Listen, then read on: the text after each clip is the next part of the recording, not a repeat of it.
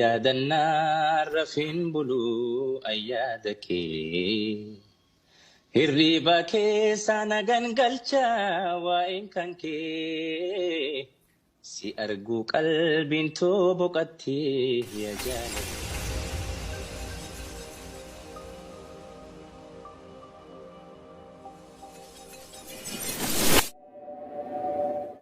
Siyaadannaa rafin buluu ayyaada kee.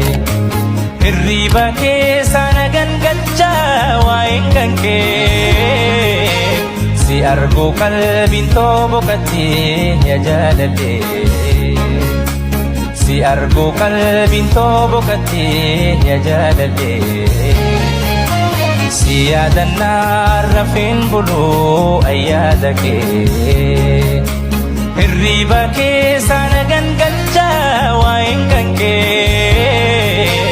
Si arguu qalbiin too boqattee yaa jaalladhe. Siyaadannaa rafin buluu ayyaada kee. Hirriba keessa nagan galcha waa'een kan kee. Si arguu qalbiin too boqattee yaa jaalladhe. Si arguu qalbiin too boqattee yaa jaalladhe. Siyaadannaa rafin buluu ayyaada kee. Hirriba keessa nagan galcha waa'een kan kee. Si arguu qalbiin too boqattee yaa jaalladhe. Siyaadannaa rafin buluu ayyaada kee. Hirriba keessa nagan galcha waa'een kan kee. Si arguu qalbiin too boqattee yaa jaalladhe.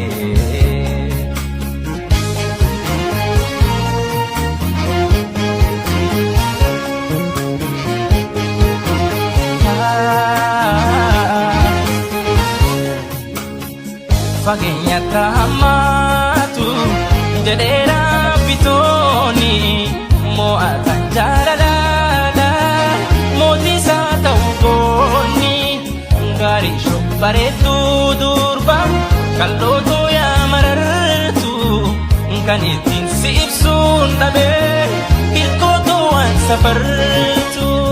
Siyaadannaa rafin buluu ayyaada kee. Hirriba keessa nagan galcha waa'een kan kee. Si arguu qalbiin too boqattee. Siyaadannaa rafin buluu ayyaada kee. Hirriba keessa nagan galcha waa'een kan kee.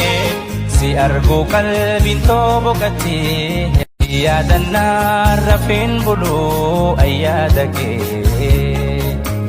Hirriba keessa nagan galcha waa'een kan kee. Si arguu qalbiin too boqattee yaa jaalladhe.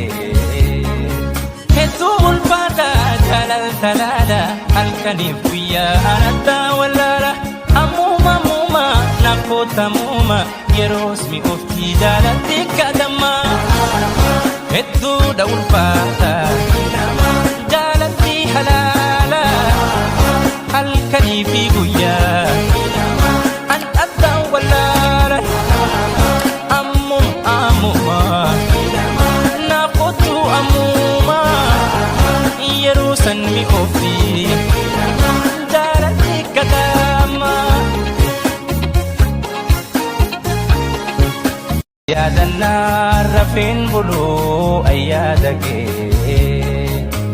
Hirriba keessa nagan galcha waa'een kan kee.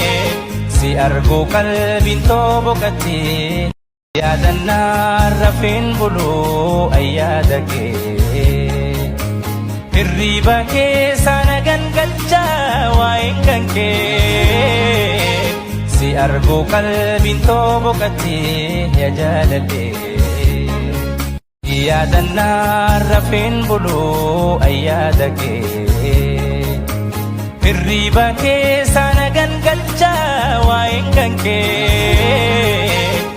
argu qalbiin boqattee yaa jaalallee. Yaadannaa rafeen buluu ayyaada kee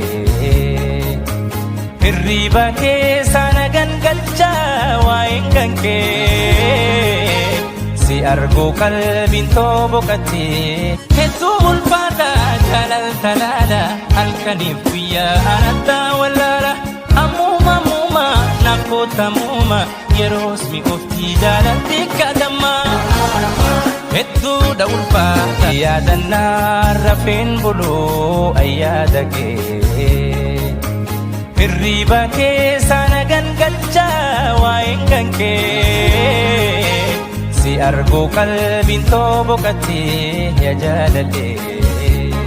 Yaadannaa rafeen buluu ayyaada kee hirriba keessa na gangalchaa waa'een kan kee si argu qalbiin boqattee yaadannaa rafeen buluu ayyaada kee hirriba keessa na gangalchaa waa'een kan kee si argu qalbiin boqattee yaa jaalallee. Yaadannaa rafeen buluu ayyaada kee